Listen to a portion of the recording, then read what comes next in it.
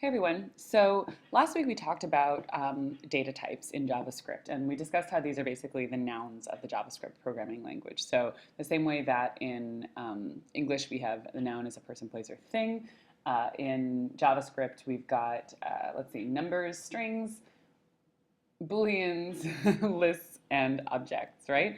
And so this week we're going to talk about some of the sort of grammatical structures, right? And I like to think of them as verbs sometimes, with the functions more as verbs, packaged up verbs.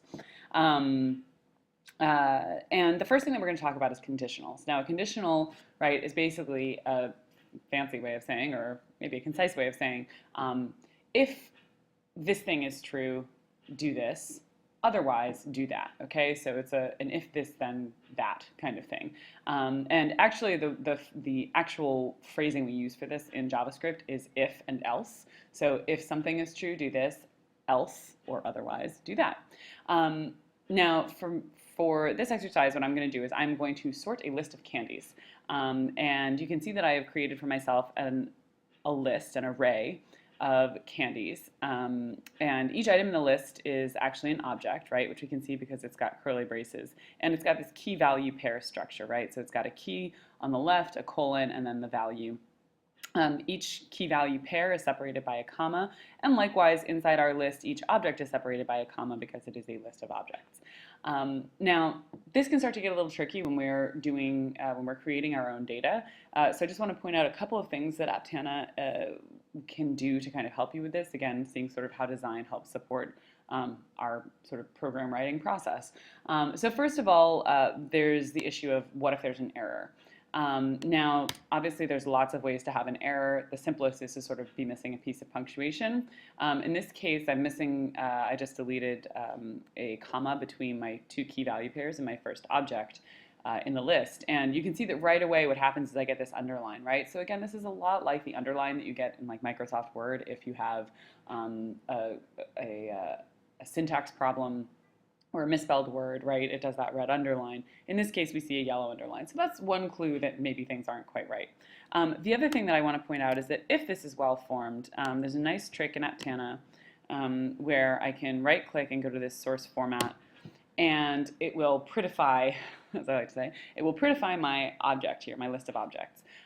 If there is a problem, right, and I can introduce a different problem in this case, if I try to do this, it's not going to work, right? So I know from experience at this point, right, that it should sort of break down into this list, this sort of stacked list if everything's okay. And if it doesn't do that, it's an indication that something's wrong, right? And so, the first place to look, of course, is for our, missing punctuation points.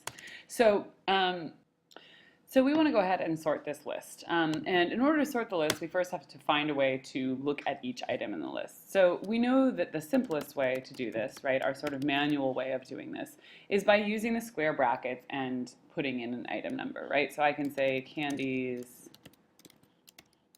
0, right, oops, right, console log candies 1, and so on down the line. And this will work, of course, right? It totally works. Very, very tedious, right? So we want to find a way to sort of automatically go through every item in the list without having to write them out manually, right? That wouldn't be very efficient. And to do this, we use loops, okay? And we use something, so the structure is called a for loop. And basically it's a way of saying, for every item in the list, do these things, okay? So we're going to do an old school version of a for loop because, quite simply, it always works. And so it's a very good thing to know. So basically, we want to say for every item in the list, and we'll get to that statement in a second. For now, I'm just going to say console log, okay? I'm going to say console log the item. Now, how am I going to actually loop through these lists? Well, we see that there's candies 0, candies 1. So what actually is this number, this index? Well, it's a number that starts at 0 and it increments by 1 until I get to the end of the list.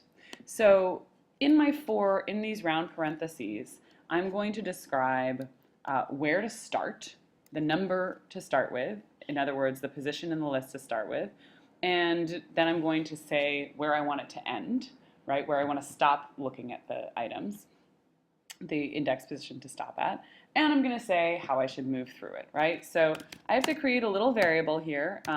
Traditionally, the variable is I. So you say variable I, so I'm saying 0. This is the start point. Start at index 0, okay?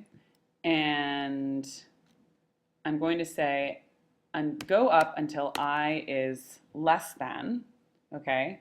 And in this case, it needs to be less than the length of the list minus 1. So I have 4 items in this list, which means that the last item's index is going to be 3. So I can say it's going to be it's going to be less than the length of the list, right? So less than 4 means 3, so it will get up to 3, and then it's going to say, oops, if it gets 4, it's going to stop. And then I say I plus plus, and plus plus is a shorthand way of saying in programming, add 1. Okay, take this number and increment it by 1. So what I'm saying here is, this seems like a really good place to put in a comment, right? So starting at index 0, ending before index 4, i.e. index 3, increment I by 1 each time, okay? So let's actually forget about console logging anything except for I right now. So what we hope this is going to do, right, is going to say, look, create another little box in memory, right, label it I, put the number 0 in there. Then, and this is where the syntax gets a little funny, right? So it's like Latin, I guess. Our verb is at the end. And it's saying, okay, so increment it by 1 and keep going as long as the value of I is less than 4. In other words, up until or up through 3. So if I run this console log, I should see 0, 1, 2, 3, right? Very handy. So now the question is, how can I use this to get at each item in my list? Well, hopefully it's not too complicated. I'm going to say var item. So again, creating another bucket in memory, labeling it item, and I'm going to say I want that label, okay, to point to the item in the list candies that is at the position that has the value of I. So I realize this is a little convoluted here, but basically the idea is, look, candies, the first item has an index of 0. Well, when we start out, I is equal to 0, which means that candies I, right? Remember that whenever we have a variable, it's going to look at that and it's going to say, well, what's the value of it right now? When we start out, the value is 0. The next time through, right, and you can see it knows where the end is by these brackets. Okay, the next time through, I've added 1 to it, and so that means that candies I is going to be candies 1, right, which is the second item in our list. So hopefully, and I can actually go through and check, I can sort of console log I, right, just to make sure that everything's happening the way that I think it is, and then console log item. So again, what I've done here is I've created a bucket in memory, and I've put a label on it, and I've actually set that, I've said put into that bucket called item the value that is at candies, whatever the value of I is.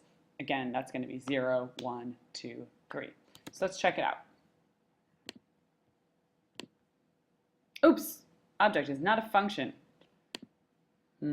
So that's saying, that's at line 36. There we go. So the main thing when you guys get these errors, the main thing to look at is the line number. I mean, that I find the most helpful because I tend to have pretty much one statement per line. So it's usually gets me to the issue a bit faster. So there we go, console log.